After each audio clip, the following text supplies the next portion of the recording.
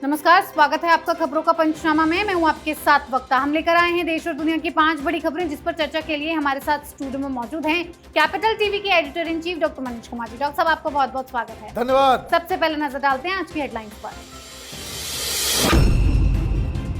पंजाब के पटियाला में हुई हिंसक झड़प, शिवसैनिक और खालिस्तानी समर्थकों के बीच खुलेआम पत्थर चले, तलवारें तक लहराई गईं। पंजाब के पटियाला में हुई हिंसा पर विपक्ष का करारा वार, कहा केजरीवाल पंजाब पुलिस का कर रहे दुरुपयोग, अनाड़ी आदमी के हाथ में न दे सरकार। नवनीत राणा की जमानत अर्जी पर सुनवाई चली, पुलिस ने जमानत का किया विरोध, कोर्ट कल देगा फैसला। लाउडस्पीकर विवाद को लेकर योगी की सख्ती बरकरार, परेशान करने वालों को योगी की चेतावनी, नहीं माने तो खैर नहीं। पाकिस्तान की हुई इंटरनेशनल बेइज्जती, पाक पीएम शहबाज शरीफ की सऊदी यात्रा पर लगे चोर चोर के नारे।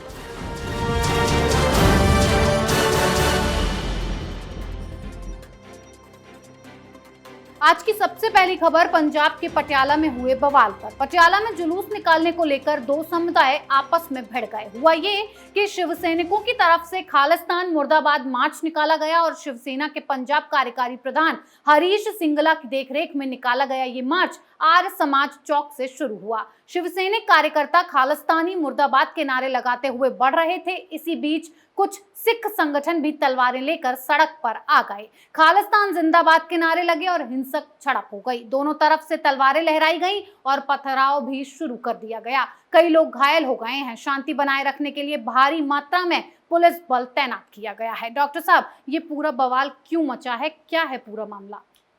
देखिए, मामला बहुत ही साफ है कि ये जो खालिस्तानी वो पंजाब में एक्टिव हो गए जब से ये केजरीवाल की कठपुतली सरकार आई है जी। ये जो कठपुतली मुख्यमंत्री है वो हैंडल नहीं कर पा रहा। इतनी बड़ी झड़प हो गई, पुलिस को पूरी जानकारी थी। ये मैं इसलिए कह रहा हूं, 23 तारीख को जी हरीश सांगला वो पटियाला पुलिस को एक आवेदन देते हैं, जाकर के मिलते हैं। किस बात के लिए? इस बात के लिए कि ये गुरपतवंत सिंह पन्नू, ये जो पाकिस्तानी दलाल है, जो किसान आंदोलन के समय से ही, चाहे वो लाल किला में झंडा फहराने का मसला हो, ये शुरू से ही ये काम करता आ रहा है। उसने एक वीडियो जारी किया। उसने ये ऐलान किया था कि आज 29 तारीख को पूरे हरियाणा और पंजाब में खालिस्तान दिवस मनाया जाएगा।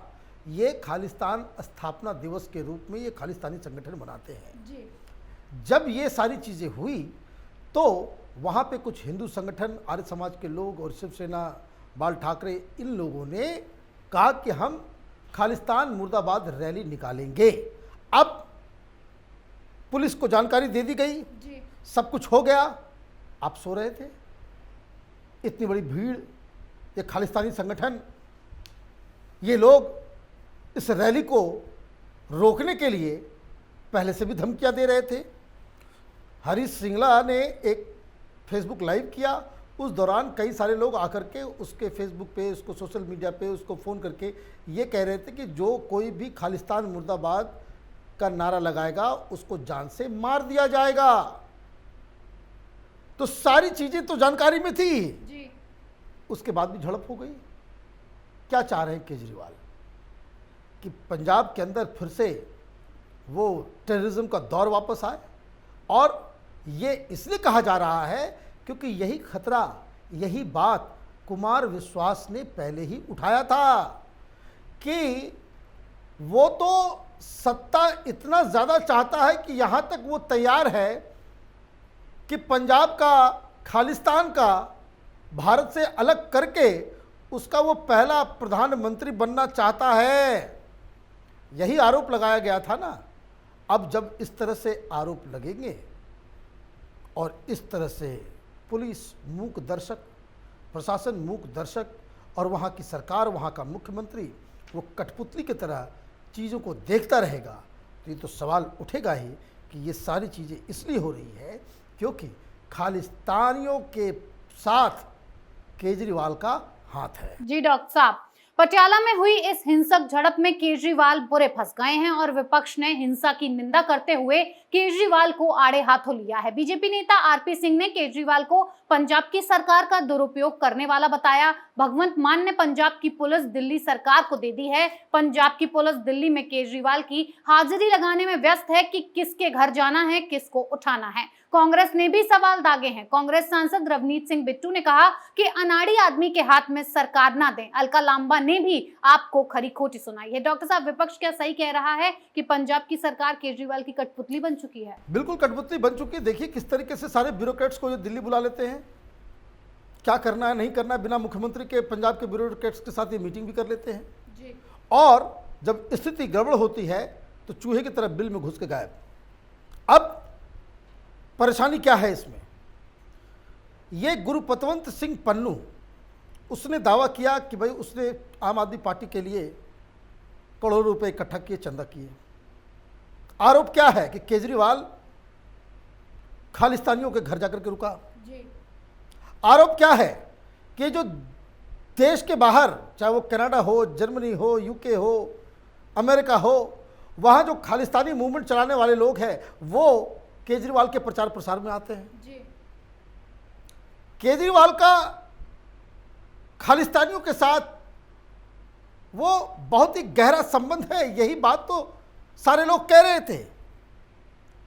और कब से खालिस्तान मुर्दाबाद के नारे लगाना हिंदुस्तान में जुर्म हो गया है। अब वो क्यों कर रहे हैं, क्या कर रहे हैं, क्या रणनीति है?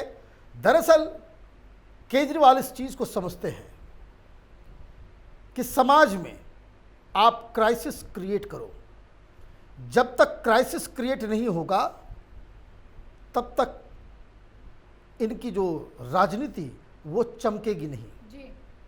ये मुख्यमंत्री बन गया था तब भी ये क्राइसिस क्रिएट करता था। जी।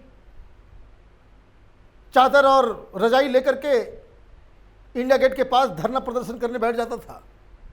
ये नटवर लाल है, ये ऐसा नहीं है कि वो अचानक से ये चीज़ें हो गई। इसकी जांच केंद्रीय एजेंसी के द्वारा की जानी चाहिए ताकि दूध का दूध पानी का पानी हो। क्योंकि बार बार विपक्ष ये पूछ रहा था केजरीवाल से कि आप ये पन्नू के जो बयान आ रहे हैं उसको कंडेम क्यों नहीं कर रहे हैं? जी। ये कंडेम नहीं करता, ये कंडेम नहीं करेगा। इस पूरी की पूरी आम आदमी पार्टी जो इस किसान आंदोलन में पीछे से समर्थन में लगी हुई थी, जब खबरें चलती थी कि इसमें खालिस्तानी एलिमेंट घुस गए हैं तो सबसे ज़्यादा विरोध जो है ये आम आदमी पार्टी करती थी। क्यों? वो इसलिए कि ये जो साठ गांठ है खालिस्तानियों के साथ आम आदमी पार्टी का, वो बड़ा खतरनाक है और केंद्र सरकार को सचेत हो जाना चाहिए। जी डॉक्टर साहब, एक तरफ केजरीवाल की सरकार तो वहीं दूसरी तरफ उद्धव की सरकार जो हनुमान चालीसा का राजद्रोह बताकर लोगों को जेल में डाल रही है। नवनीत राणा को बिना किसी जुर्म के जेल में डाल दिया गया और अब कोर्ट ने उनकी जमानत अर्जी पर सुनवाई को कल तक के लिए टाल दिया है। मुंबई पुलिस ने अपना जवाब आज कोर्ट में दाखिल करते हुए राणा दंपत्ति की जमानत का विरोध किया है। डॉक्टर साहब, कोर्ट भी क्या उद्धव ठाकरे के इशारों पर ही काम कर रही है? नहीं, ऐसा कहना तो गलत होगा। कोर्ट अपने हिसाब से काम करती है, लेकिन अब जो कोर्ट में उद्धव ठाकरे सरकार की तरफ से जो बातें कही गई वो बड़ा गजब है। इन्होंने आरोप लगाया कि बहुत ही सोची समझी साजिश थी कि मातोश्री के बाहर आकर के वो पूरे महाराष्ट्र में धार्मिक भावनाओं को भड़काने का काम, उसकी साजिश वो बहुत प्लानिंग की हुई थी और उनको पीछे से पूरा सपोर्ट था। ये तो मजाक एक था ही। इससे भी बड़ा मजाक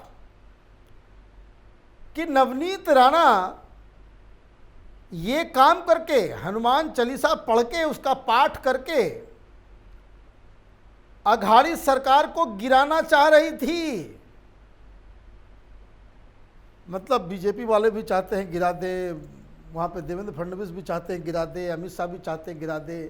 ये सब तो बात तो चलो फिर भी पच जाता है। एक इंडिपेंडेंट सांसद, किसी पार्टी की नहीं है वो, और उसको आप ये कह रहे हो कि उद्धव ठाकरे को उससे थ्रेट हो गया।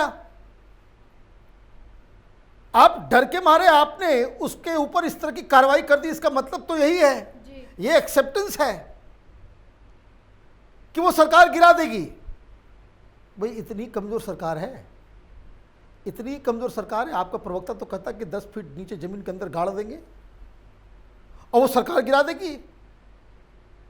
अब कोर्ट में क्या फैसला होगा, लेकिन जिस तरह की बचकानी बातें ये उद्धव ठाकरे सरकार की तरफ से कही जा रही है और की जा रही है, वो शिवसेना के लिए बहुत ज़्यादा महंगा पड़ने वाला है। जी डॉक्टर साहब, महाराष्ट्र सरकार लोगों को परेशानी में डालती है तो वहीं योगी सरकार काम में विघ्न डालने वालों को सीधा करके रखते हैं। लाउडस्पीकर विवाद पर योगी ने आस्था की आड़ में खेल करने वालों को चेतावनी दी है। योगी ने अवैध रूप से लगाए गए 18,000 लाउडस्पीकर हटवाए हैं और 40,000 लाउडस्पीकरों की आवाज धीमे की गई है, जिसकी वजह से योगी की तारीफ हो रही है। डॉक्टर साहब, योगी सरकार की सख्ती अभी भी बरकरार है? बिल्कुल बरकरार है। और आपको मैं बता दूं कि ये जो लाउड स्पीकर का मसला है, ये तो कोर्ट का आदेश है जी। सबसे बड़े अदालत का ही आदेश है कि भाई आप रात में नहीं बजा सकते, उसका पूरा गाइडलाइन दिया हुआ है। बाकी सरकारें नहीं कर पा रही थी, वोट बैंक की चिंता, मुसलमान नाराज हो जाएगा तो उनकी राजनीति चमकेगी क्यों। आप मुसलमानों को खुश करने के लिए सुप्रीम कोर्ट के आदेश का अवहेलना करने में जरा सा भी आपको शर्म नहीं आती जी। और महाराष्ट्र में जब ये विवाद शुरू हुआ तो ये उद्धव ठाकरे की पार्टी की तरफ से कहा गया भाई पहले यूपी में बंद कराओ, टाइम नहीं लगा। इसको कहते हैं मुख्यमंत्री, एक आदेश गया हर जगह से और ये नहीं देखा गया कि कौन हिंदू है कौन मुसलमान है। आदेश को पालन कैसे किया जाता है, ये एक नया मापदंड योगी आदित्यनाथ बना रहे हैं यूपी के जरिए। अब आप तो ये छोड़ दीजिए, सबसे पहले उनके मठ गोरखनाथ मंदिर से ही लाउड स्पीकर को हटाया गया जी। जब आप राजनीति में इतनी, इसको कह सकते हैं कि बिना किसी बायसनेस के आप जब एक्शन लेते हैं तो तारीफ होना लाजमी है। और उद्धव ठाकरे ने क्या किया, उद्धव ठाकरे की सरकार ने कह दिया कि जो अजान के समय 15 मिनट पहले 15 मिनट बाद कोई मंदिर से आवाज़ नहीं निकाल सकता जी। कोई भजन नहीं गा सकता, कोई हनुमान चालीसा नहीं पढ़ सकता। औरंगाबाद में अजान के समय किसी ने बर्थडे पार्टी पत्नी की मना रहा था, उसको उठा करके जेल में लेके चले गए।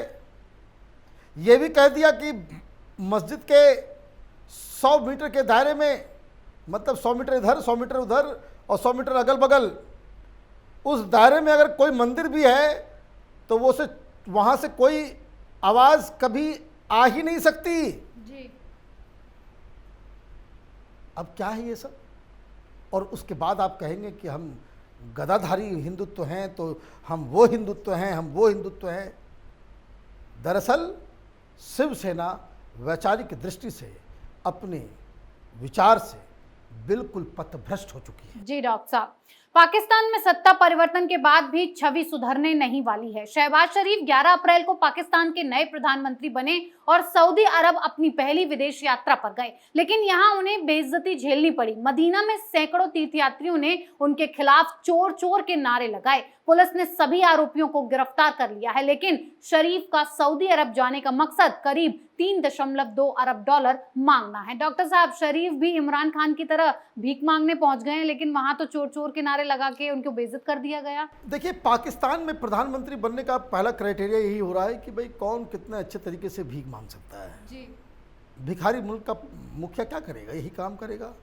लेकिन ये जो चोर चोर की जो नारे लगे हैं, ये इमरान खान का की जो अफीम है जो कुछ पाकिस्तानियों ने चाट ली है जी। उनको लगता है कि इमरान खान जो है वो बहुत सबसे पढ़ा लिखा, सबसे कैलिबर वाला व्यक्ति, और उसकी सरकार गिरा दी गई है तो जो कोई बनेगा उसको पूरी दुनिया में जहाँ वो जाएंगे, यूके जाएंगे, वहाँ भी यही काम होगा। इमरान खान की सरकार इधर गिर रही थी, लंदन में मालूम चला रैली निकल रहा है। क्यों? क्योंकि ये सब उस पार्टी से जुड़े हुए उसके सोशल मीडिया के वॉरियर हैं। मैं इसलिए कंपैरिजन करता हूँ, जिस तरह से केजरीवाल है, लोगों को बेवकूफ़ बना रखा है और कुछ जो है अफीम चाट करके उसके पीछे पीछे जो है वो मंद बुद्धि लोग जो हैं वो अपना पीछे पीछे लगे रहते हैं कि पहली बार में आईएएस बन गया तो पहली बार में कमिश्नर बन गया, पहली बार में मुख्यमंत्री बन गया, इतना पढ़ा लिखा है, इतना ईमानदार है, इतना कैलिबर वाला है। तो जो फ्रॉडस्टर्स होते हैं वो अपने आसपास इसी तरह का आभा मंडल, इन पाकिस्तानियों को चुल्लू भर पानी में डूब के मर जाना चाहिए। क्या आपके मुल्क का मुखिया आया है और आप विदेश की जमीन पे अपने ही मुखिया को गालियां दे रहे हो? पाकिस्तान की कौन इज्जत करेगा? पाकिस्तान पूरी दुनिया में एक लाफिंग स्टॉक बन गया है, जोक, एक मजाक बन गया है। और ये हश्र इसलिए हो रहा है क्योंकि वहाँ के नेताओं में, वहाँ के जनता में ये समझ अब तक पैदा नहीं हो पाई है कि देश करना क्या चाहता है, आगे बढ़ने का रास्ता क्या होना चाहिए। जी डॉक्टर साहब, बहुत बहुत धन्यवाद इतनी जानकारी के लिए। धन्यवाद। खबरों का पंचनामा में आज के लिए इतना ही। देश विदेश की बाकी खबरों और उनके सटीक एनालिसिस के लिए देखते रहिए कैपिटल टीवी में। लाइक कीजिए, शेयर कीजिए और कैपिटल टीवी को सब्सक्राइब कीजिए। नमस्कार।